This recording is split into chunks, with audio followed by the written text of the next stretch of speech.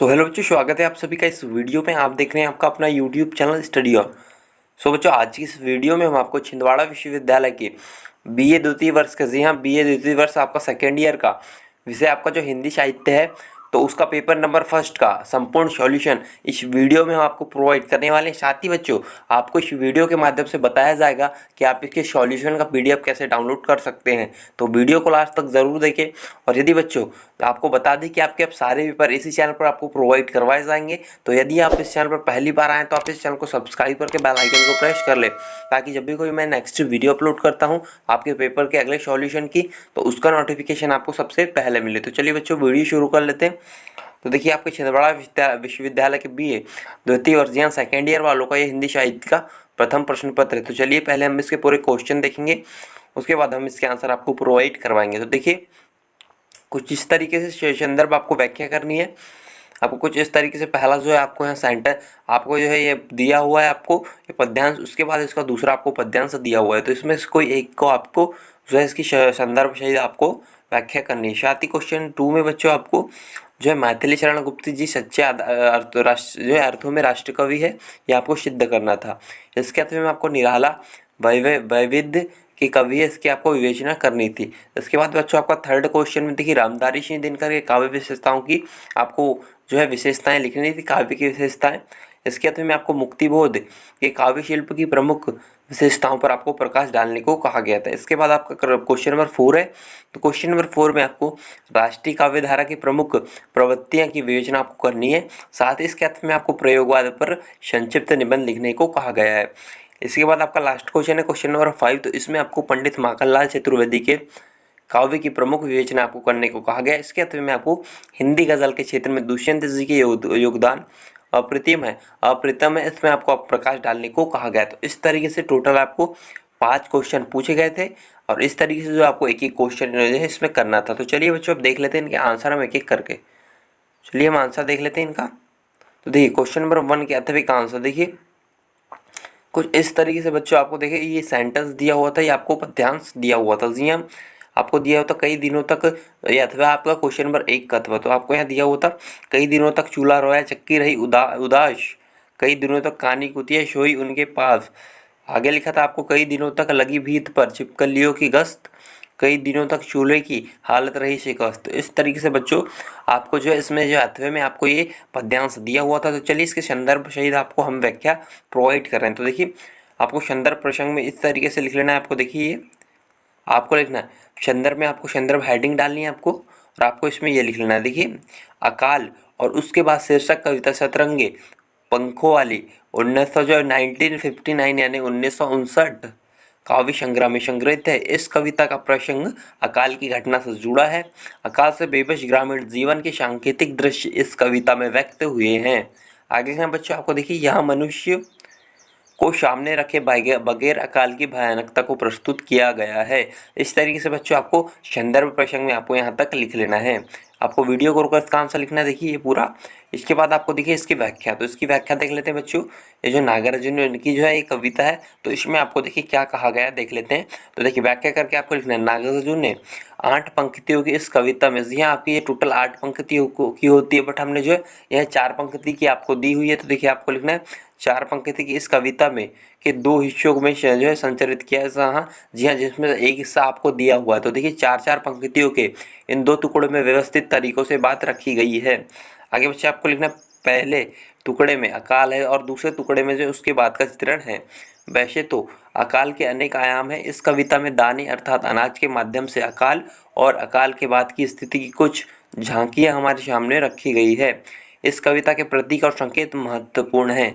इस तरीके से लिखना है आपको बच्चे। इसमें लिखना है, देखिए पहली 4 पंक्ति मतलब जो आपको दी हुई है उसमें क्या आपका अर्थ है, चलिए इसका देख लेते हैं। तो आपको लिखना है, इस पहली 4 पंक्तियों में नागार्जुन बताते हैं कि अकाल का यह हाल है कि कई दिनों तक उस घर में चूल्हा जलने की निबत नहीं है। यहाँ आगे लिखना है आपको, घर में पकाकर खाने लायक कुछ था ही नहीं। चक्की भी कई दिनों तक उदास रही क्योंकि घर में पीसने के लिए अनाज नहीं था ही नहीं। इसके बाद बच्चों आपको लिखना, देखिए चूल्हा और चक्की को लक्ष्मी मानते, उन्हें पवित्र मानते हैं, मगर अकाल ने ऐसी बेबसी दे दी है कि चूल्हे चक्की के पास कानी कुतिया रोज सोती रही, मगर उसे हटाने का ख्याल किसी के मन में नहीं आया। जी आगे आपको लिखना है ऐसा पहले तो नहीं होता था, जब घर में अनाज ही नहीं था तब रात में दिया बत्ती जलाने की निबत भला कहाँ से आती। इस तरीके से आपको व्याख्या लिखनी है। आगे बच्चों आपको लिखना है इसके लिए तेल की ज़रूरत थी, तेल की बारी तो अनाज के बाद आती है, दिया बत्ती नहीं जली तो रात में कीड़े फलिंगे भी नहीं आए। छिपकलियाँ दीवारों पर कई दिनों तक घूमती रही कि खाने के लिए कोई कीड़ा फतिंगा मिल जाए।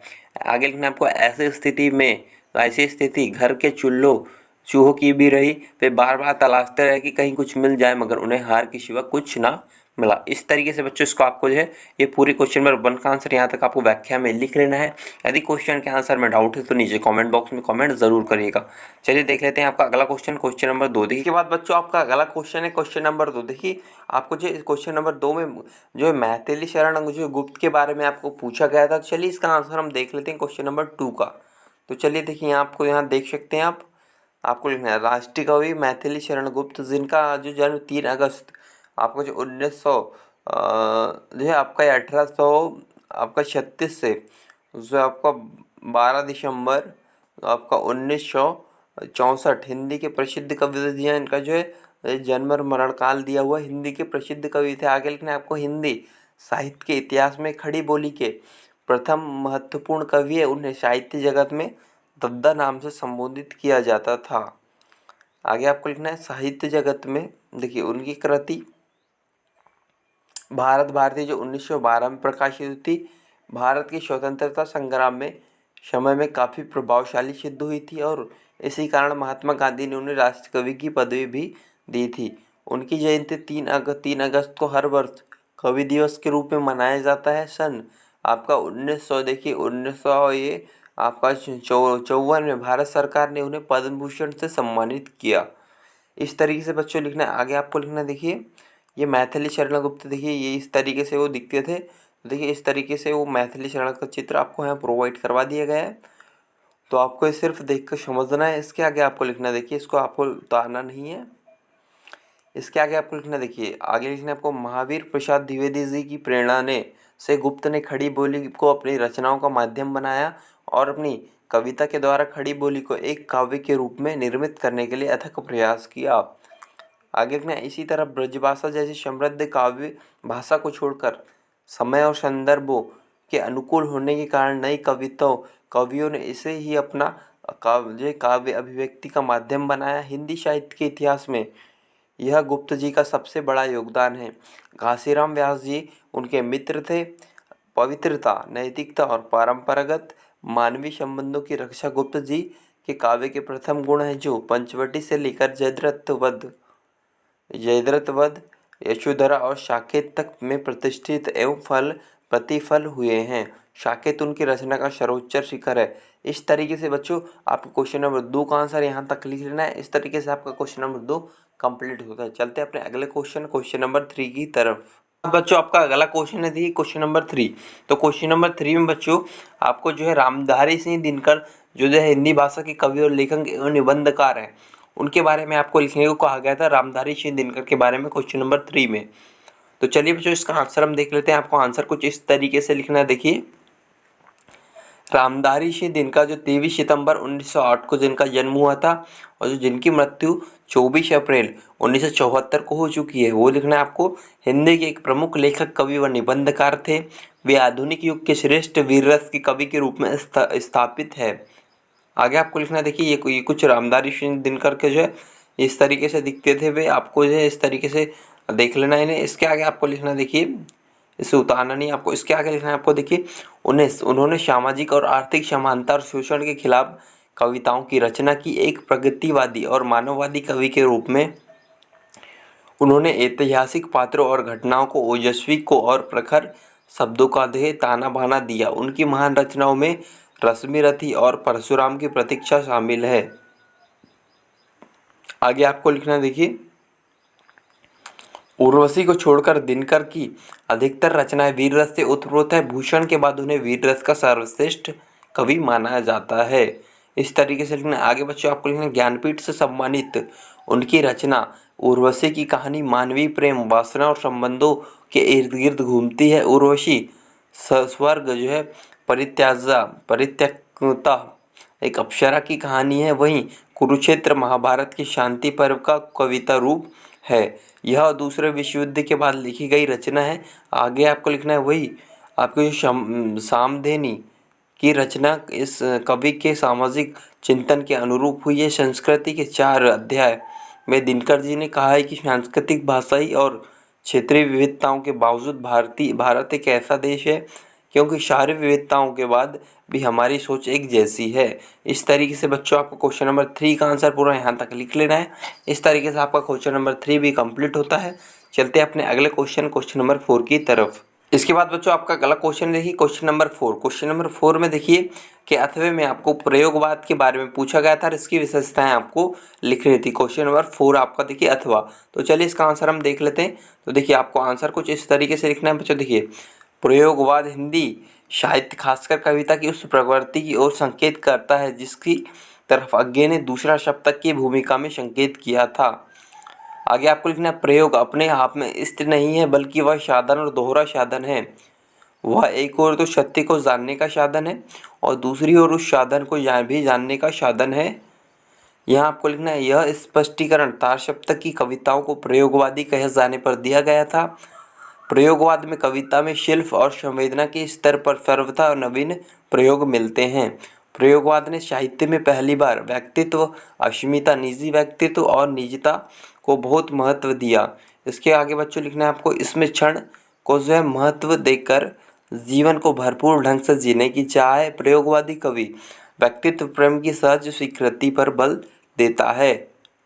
इस तरीके से आपको लिखना है। आगे देखिए आपको प्रयोगवाद की विशेषताएं लिखनी थी। देखिए तो प्रयोगवाद की जो कुछ विशेषताएं आपको जो उसका वर्णन थोड़ा थोड़ा कर लेना है।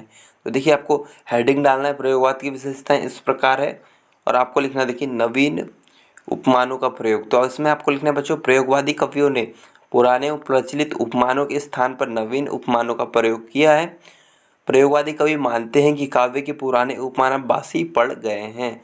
इस तरीके से आपको पहले पॉइंट में लिखना है। दूसरा पॉइंट आपका आ जाएगा प्रेम भावनाओं का खुला चित्रण। जी हाँ, इसमें आपको लिखना है इन्होंने प्रेम भावनाओं का अत्यंत खुला चित्रण उसमें अश्लीलता का समावेश कर दिया है। दूसरा पॉइंट आपका जो है इस तरीके से हो जाएगा।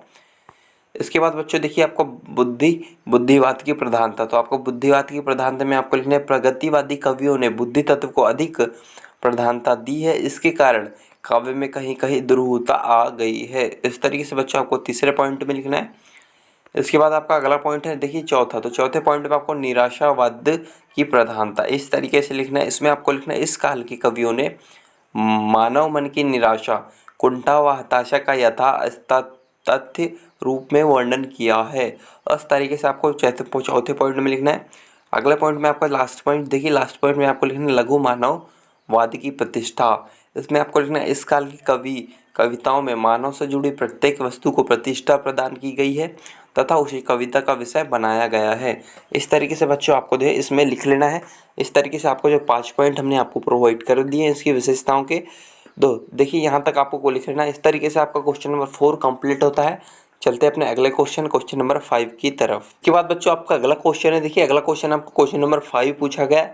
प्रश्न क्रमांक 5 में आपको पूछा गया माखनलाल चतुर्वेदी जी के बारे में। तो देखिए जो भारतीय लेखक है तो चलिए इनके बारे में हम देख लेते हैं। आपका जो क्वेश्चन नंबर 5 का आंसर देखिए इस तरीके से आपको लिखना है। आपको लिखना है माखनलाल चतुर्वेदी 4 अप्रैल 1800 से आपका 79 से जो है 30 जनवरी आपका जो है 1900 आपका ये हो जाएगा 1968। जी हाँ 1968 हो जाएगा। हिंदी है तो थोड़ा पढ़ने में दिक्कत होती है बट समझ में आ जाता है। तो आपको लिखना देखिए माखनलाल चतुर्वेदी इस तरीके से आपको लिख लेना है। इसके बाद आपको भारत के ख्याति प्राप्त कवि, लेखक और पत्रकार थे जिनकी रचनाएं अत्यंत लोकप्रिय हुई। सरल भाषा और उच्चपूर्ण भावनाओं के वे अनूठे हिंदी रचनाकार थे। इसके बाद आपको लिखना है प्रभा और कर्मवीर जैसे प्रतिष्ठित पात्रों के संपादक के रूप में उन्होंने ब्रिटिश शासन के खिलाफ जोरदार प्रचार किया और नई पीढ़ी का आह्वान किया कि वह गुलामी की जंजीर को तोड़कर बाहर आए। इसके लिए उन्होंने अनेक बार ब्रिटिश साम्राज्य को भाजन बनना पड़ा। वे सच्चे देश प्रेमी और जो है असहयोग के जो है आपको ये लिखना है देखिए इस तरीके से 1921 से जो 22 के असहयोग आंदोलन में सक्रिय रूप से भाग लेते हुए जेल भी गए। आगे लिखना आपकी कविताओं में देश प्रेम के साथ प्रकृति और प्रेम का भी चित्रण हुआ है। इस तरीके से आगे आपको बच्चे देखिए ये माखनलाल चतुर्वेदी जी है, इस तरीके से वे दिखते थे। तो देखिए उनका चित्र हमने आपको प्रोवाइड करवाया है, तो इस तरीके से आपको देख लेना है, समझ लेना है। इसके बाद आपको आगे इनमें लिखना है, इसको उतारना नहीं चित्र को।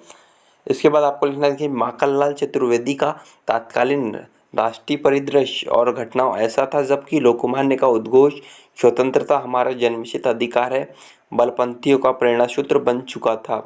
आगे बच्चों लिखना है दक्षिण अफ्रीका में सत्याग्रह के अमोघ अस्त्र का सफल प्रयोग कर कर्मवीर मोहनदास करमचंद गांधी का पहला परिदृश्य के केंद्र में आगमन हो चुका था।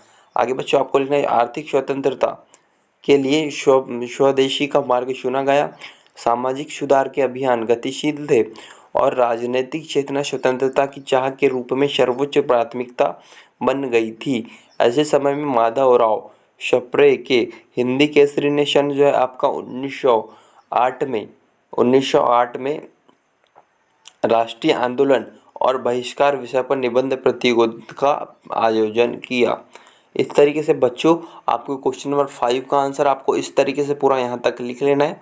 इस तरीके से आपका क्वेश्चन नंबर 5 भी कंप्लीट होता है। तो उम्मीद है कि सभी क्वेश्चन के आंसर से आप श्योर हो गए। यदि किसी भी क्वेश्चन के आंसर में आपको डाउट्स है तो आप नीचे कमेंट बॉक्स में कमेंट कर सकते हैं। साथ ही आप जो सभी विषय के सॉल्यूशन पाने के लिए हमारे इस चैनल को आप सब्सक्राइब कर सकते हैं और साथ ही जो आपके सभी विषय के सॉल्यूशन इस चैनल पर अपलोड किए जाएंगे रेगुलर। तो जो आप इसको वीडियो को डिस्क्रिप्शन बॉक्स में या फिर आपको कमेंट बॉक्स में आपको सारे पेपर का लिंक दिया होगा, वहाँ आप क्लिक करके सारे पेपर अपने सॉल्व कर सकते हैं। साथ ही इसका PDF डाउनलोड करने के लिए इसके सॉल्यूशन का आपको इस वीडियो के डिस्क्रिप्शन बॉक्स में आपके व्हाट्सएप ग्रुप का या आपका पर्सनल आपका जो सेकेंड ईयर का जो ग्रुप है तो वहाँ आपको ज्वाइन हो जाना है। आपको वहाँ सारे पेपर के सॉल्यूशन और साथ ही हो सकता है कि हम आपको वहाँ PDF प्रोवाइड कर दे। तो मिलते हैं बच्चों नेक्स्ट वीडियो में नेक्स्ट सॉल्यूशन के साथ। जब तक टेक केयर, जय हिंद, बाय बाय।